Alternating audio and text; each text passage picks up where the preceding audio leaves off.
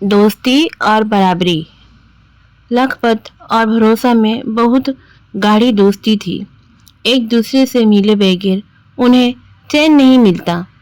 50 की उम्र पार करने के बावजूद भी वे लोग साथ साथ में बाजार हाट जाते और घूमते।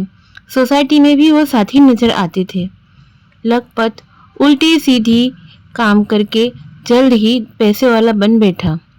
भरोसे की पिछली पीढ़ी ठीक ठाक थी, किंतु उसका काम धाम ठीक नहीं चल रहा था। किसी तरह उसका घर का खर्च चल जा रहा था। जैसे तैसे 5 बेटी और 3 बेटों का खर्च चला पा रहा था। उधर थोड़े ही समय में लखपत और भरोसा दोनों की बेटियां भी सयानी हो चली थी। शादी के लिए वर देखकर जाने लगा। लखपत पैसे वाला था, इसीलिए उसे जल्द ही सरकारी नौकरी करने वाला लड़का मिल गया। लेकिन भरोसा बेचारा वर की तलाश में काफी दूर तक गया और बहुत लोगों से बात की, लेकिन कहीं बात बनती नजर नहीं आ रही थी। एक दिन दूर के एक रिश्तेदार ने उन्हें बताया एक लड़के के बारे में जो मेहनत मजदूरी करने वाला नौजवान था। ब्याह की तारीख पक्की हो गई। लखपत की बेटी की शादी भरोसा की बिटिया की शादी से महीने भर पहले होना था। फिर क्या, दोनों ही घरों में शादी की तैयारी चलने लगी। लखपत के घर में लाखों के सब सामान आते, सो उसे कोई चिंता न थी। लेकिन भरोसा बेचारा शादी का खर्चा होने पर परेशान हो रहा था। तब लखपत अपनी दोस्ती का वास्ता देकर उसे ढास जमाते हुए कहता, यार तेरी बेटी मेरी बिटिया जैसी है, तू बिल्कुल फिक्र मत कर, मैं हूं ना। शादी की तारीख बिल्कुल करीब आते देख लेन देन वाले साज सज्जा का सामान खरीदी करने लगे। जब लखपत बाजार जाता तो भरोसा भी साथ होता। जेवरों की दुकान पर जेवर खरीदते लखपत ने भी पसंद किया। करीब करीब उसी से मिलते जुलते जेवर कुछ दिनों बाद खरीदने की इच्छा भरोसा ने भी की। इस पर लखपत को अंदर ही अंदर काफी चिढ़ सी लग गई।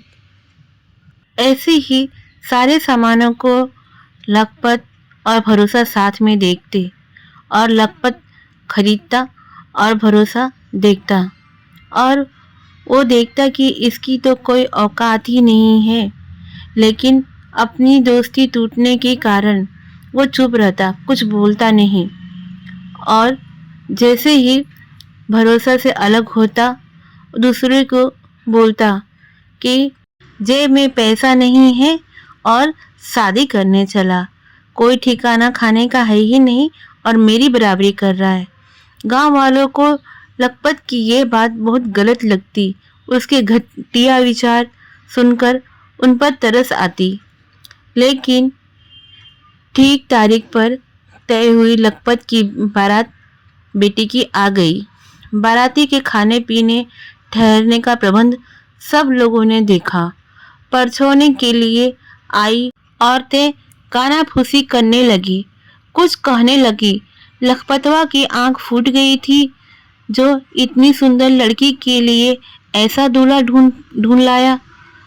पता नहीं, कुछ कहती, अरे भाई जोड़ियां तो ऊपर वाला बनाता है, यहाँ थोड़ी बनती है। सुंदरता पेट से ही थोड़ी आती है।